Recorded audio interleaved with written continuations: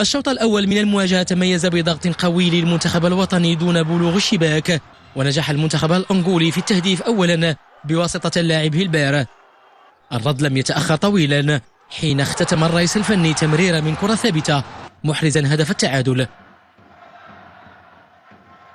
سفيان الشعراوي يضع المنتخب الوطني في المقدمة بتوقيعه ثاني الأهداف لينهي أسود القاعة الشوط متقدمين ب2-1. في الشوط الثاني نجح المتميز أنس العيان في إضافة الهدف الثالث بطريقة بديعة. سفيان الشعراوي وفي مناسبتين يفلح في التوقيع لتصبح النتيجة 5-1. وقبل ما تم المباراة بدقيقة اللاعب الأنغولي أندرسون ومن تسديدة قوية يحرز ثاني الأهداف الأنغولية في مرمى الحارس عبد الكريم أنبية لتنتهي المواجهة بفوز مستحق لأسود القاعة بحصة 5-2.